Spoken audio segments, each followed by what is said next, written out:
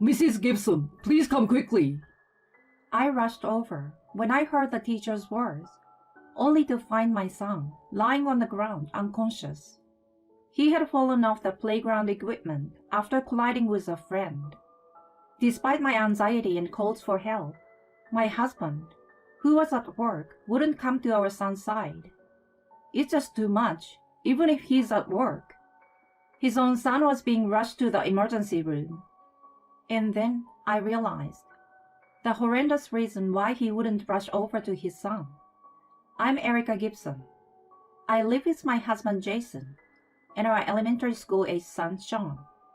Jason works in the hospitality industry and doesn't have weekends off, so he hardly ever attends school events for Sean. He has never been to a parent-teacher conference or a performance. When I received a letter about a parent-child field trip, I doubted he could make it, but asked him anyway. Hey, there is a parent-child field trip coming up during the next long weekend. A long weekend? I have to work, so no can do. I felt a pang of sadness, even though I knew the answer. Talking to other moms, it seemed like everyone else was adjusting their schedules to attend with their spouses. Other dads who usually work weekends are taking the day off to go. I mentioned this half-heartedly, and he clearly got annoyed. So what? You want me to take off too? You do know what my job entails, right? Yeah, I know. Sorry. So Sean and I ended up going on the field trip, just the two of us. While many families attended as a trio, there were also fathers and children without the mothers. It happens moms have to work too, I said to myself. I tried to enjoy the day with Sean, ignoring the others. But when the kids went off to play, I couldn't help feeling lonely. It was hard to join in the conversations with other moms who were with their spouses. Alone and lost in thought, Sean's teacher suddenly came up to me, looking worried. Mrs. Gibson, please come quickly. What is it? Sean collided with a friend and fell off the playground equipment. He did? I hurried to the scene, where my son lay unconscious. The teacher had already called an ambulance, and I accompanied my son, who was still out cold. At the hospital, he was immediately taken to the exam room. I realized I hadn't told Jason anything, and frantically called him. Hello? Oh my gosh, Jason! Sean fell off the playground equipment and hit his head. He's unconscious. What? You should have called an ambulance before calling me. The teacher already did. Right now, he's being taken to the hospital for tests. I see. So he's at the hospital. Text me once you get the test result. I couldn't believe my ears. He's not coming to the hospital during this emergency? Are you out of your mind? Get over here right now. He responded with a tone of indifference. Hey, I already told you I can't get time off this long weekend. But this isn't an emergency. He's at the hospital, right? There's nothing I can do if I go there. All we can do now is wait for the results. Let me know when you have them. Bye. He said that and abruptly ended the call. I stared at my smartphone, shocked. He wouldn't even come home for our son's emergency. As I stood there, crestfallen, a man approached me. Are you Sean's mom? I'm Dan's father, Scott. Scott was the father of the friend Sean had collided with. I remembered he was the dad who came along with his son because the mother couldn't make it. He looked really sorry. I'm terribly sorry for what happened. I quickly shook my head. I heard from their teacher that Sean and Dan collided while running. It was partly our fault too, so please don't worry about it. Next to Scott, Dan stood with bandages, his eyes red from crying. It's because I bumped into Sean. I gently said to him, Dan, it's not your fault. Sean will be just fine. Will you play with him again when he's better? He nodded tearfully. Scott thanked me, looking relieved. Thank you for your kind words. I wish my wife could be here to apologize too, but I'm sorry she couldn't make it. No, it's fine. My husband couldn't make it back from work either. Is your wife working too? Well, He hesitated a bit. actually, my wife is on a trip with friends. It was planned before the field trip, so she couldn't cancel it. Embarrassing, I know. Oh, I see. I've tried contacting her several times about the accident, but I haven't been able to reach her yet. Just as he finished speaking, his phone rang. It's my wife. Excuse me for a moment. He hastily answered the call, explaining the situation. So that's what happened. How soon can you get here? In 2 hours? But how will you come? You can't drive. Oh? A friend is with you. That's good then. Be safe. After hanging up, he reported back to me with a sigh of relief. Sorry about that. I just got in touch with my wife. She has a friend who happens to have some errands to run around here, and she can drive her here. There will be about 2 hours. That's good to hear. Then my phone rang. Oh, it's my husband, excuse me. I stepped aside to answer. Jason, what's up? I can make it there too. I'll be off work in about 2 hours, and then I will head straight there. Really? That's great. After hanging up, I also reported back to Scott. My husband will be here in about 2 hours as well. It's good we could both speak to them. Then we were called by the doctor with Sean's test result. Thankfully, Sean showed no abnormalities. He had just lost consciousness temporarily from the shock and needed to be observed for now. Even though they said there was nothing wrong, I couldn't relax not knowing when he would wake up. I returned to the waiting area, where Scott was waiting for me with Dan, now asleep in his arms. We talked about our families to distract ourselves. Scott shared that Dan's mother, Marie, was a stay-at-home mom, but she often went out with friends on weekday nights and weekends recently. During those times, he would take care of Dan. During the weekdays, my wife takes care of Dan all the time, so I want to give her some time off on nights and weekends. But if I knew something like this would happen, I should have insisted she cancel her trip for the field trip. Listening to his story, I couldn't help but compare him to my husband Jason. Jason, even on his days off during the week, prefers to go out alone for a break. In contrast, Scott actively participates in childcare. I found myself confiding in him about my husband's shortcomings. As we talked, I noticed a strange coincidence. Jason's and Marie's behaviors matched exactly. The days they couldn't attend events or went out on weekday nights were the same. I suddenly became curious and asked, "By the way, my husband went on a business trip to New York last month." When was that? It was the first weekend of last month. My wife also said she was going on a trip with friends on those days and brought back souvenirs from New York. No way. We looked at each other in realization. It had been almost 2 hours since Jason and the other called. The first to contact was Jason. My husband is almost at the parking lot, so I will go to meet him. I told Scott and headed to the parking lot. Peering cautiously into the car, I saw no one in the passenger's seat. I had absurdly imagined that Dan's mother might be with him. I brought him back to the room where our son was sleeping, trying to look nonchalant. After Jason exchanged brief greetings with Scott, Dan's mother appeared. Jason and Marie froze for a moment when they saw each other, something I didn't miss. He greeted Dan's mother as if nothing was amiss. Hi, I'm Sean's father. Our son always talks about your son. Nice to meet you. His voice was strained, and she replied, also flustered.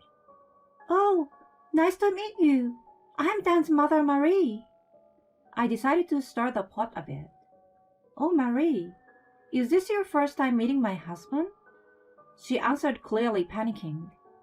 "Of course it is. We've never met before." "You don't have to deny it so vehemently. You could have met him at school events or parent-teaching meetings, right?" That's impossible. I had no idea Jason's son was in the same class as mine. I hadn't mentioned my husband's name in front of her yet. Gotcha. This was a clear sign. I was now certain of my husband and her affair. Moreover, it seems they didn't know their children or classmates. That's strange. How do you know my husband's name if this is your first meeting? She stuttered in response. Well, that's because, Jason interjected, defensively and angrily. Hey, Erica, what are you trying to do? You are being rude. She's the mother of our important son's friend. Show some respect. His shouting woke up Dan, who pointed at Jason and said, That's the man who comes to our house. Man who comes to our house? The room went silent. Marie tried to cover up Dan's words in a panic. Dan, what are you talking about? Maybe you are confusing him for someone else. But he continued, looking puzzled. It's not a mistake. Dad, can I have your tablet? After receiving the tablet from his father, he showed us an image. Look at this. The photo showed his toy train set in his room. What about it? This is a toy you always play with. Dan proceeded to point at the man behind the train set. This man here, that's him. I recognize him because I look at this picture from time to time. In the background, Jason could be seen chatting amicably with Marie in the living room. There's no escaping this now, I muttered, glaring at them. Scott, too, was shaking with anger. He yelled at his wife in anger. So you've been bringing your affair partner into our house while I'm at work? And on this date, I was away on a business trip. I was stunned to see the date. This date, Jason, you didn't come home from your business trip either. Did you stay at Marie's house? Oh, well, she said it was okay, so I just... He admitted to the affair easily, pushing the blame onto Marie. She quickly retorted. What? Blaming me? You said it was a waste of money to stay out. Their ugly argument was interrupted by Scott. Enough! Bringing your affair partner into a house with our son. You're unfit to be a mother. It's despicable. I utterly despise you. Jason seized the opportunity to make her the villain. Exactly. She's unfit to be a mother. At least, I've never met her in front of Sean. I care about my child. What? Did he really just say that? This is absurd. Anger started boiling inside me. Don't be ridiculous. You didn't even try to get to the hospital when Sean was unconscious, using work as an excuse. No, that's not true. I'm here at the hospital now, and I... That's only because she decided to come. Until Scott told her about our kid's injury. You had no intention to coming here at all. Well, at that time, I thought it was okay without me. It's not about whether it's okay or not. A father should rush over when he hears his child is unconscious. Instead, you prioritized your trip with your mistress. You're no father. You can think what you want, but I'm Sean's father. What if he doesn't wake up? Can a stay-at-home mom like you keep paying for hospital bills? Without me, you and our son couldn't survive. Painfully, I realized I didn't have enough savings to keep paying the hospital bills. Did I have to turn a blind eye to his infidelity? Just as I was about to resign myself, a faint voice came from the bed. Mom. I turned around to see Sean barely opening his eyes. Sean! I clung to my son, and he hugged me back tightly, then said, It's okay if Dad leaves. I'll be fine. I will protect you, Mom. Hearing his words, Jason stood there stunned. Sean, why would you say that? Sean answered firmly. Because you are leaving, right, Dad?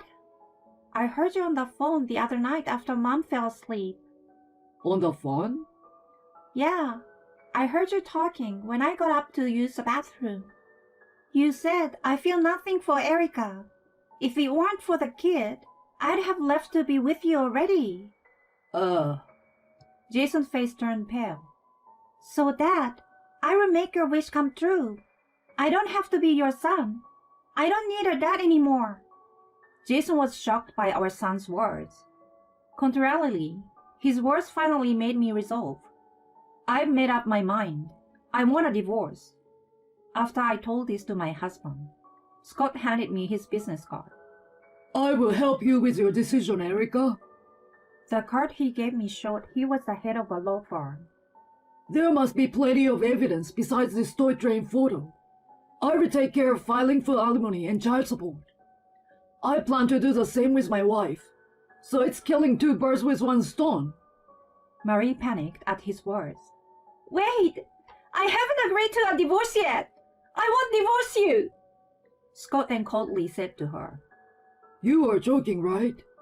You don't have a choice after having an affair. A mother who brings her affair partner into a house with her child is unfit. If you want to fight it, we'll go to court. You know how high my win rate is, right? And with evidence like this, I can't lose even if I want to. Seemingly resigned, she slumped and agreed to sign the divorce papers and pay the compensation. Seeing her submit, Jason also signed a pledge to pay alimony and child support. He probably realized that it was futile to go against a lawyer like Scott. Later, both our marriages ended in divorce. Now that they were free, Marie and Jason, as planned, started living together. But their life didn't go as expected. Once they moved in, they began to suspect each other of having affairs, leading to a tense relationship. Eventually, Jason actually cheated with another married woman. Unsurprisingly, he was easily caught and faced another alimony claim. Marie also had an affair, but her lover just used her for money and then left her. She spent all her savings, and Jason was drowning in debt from the alimony payments.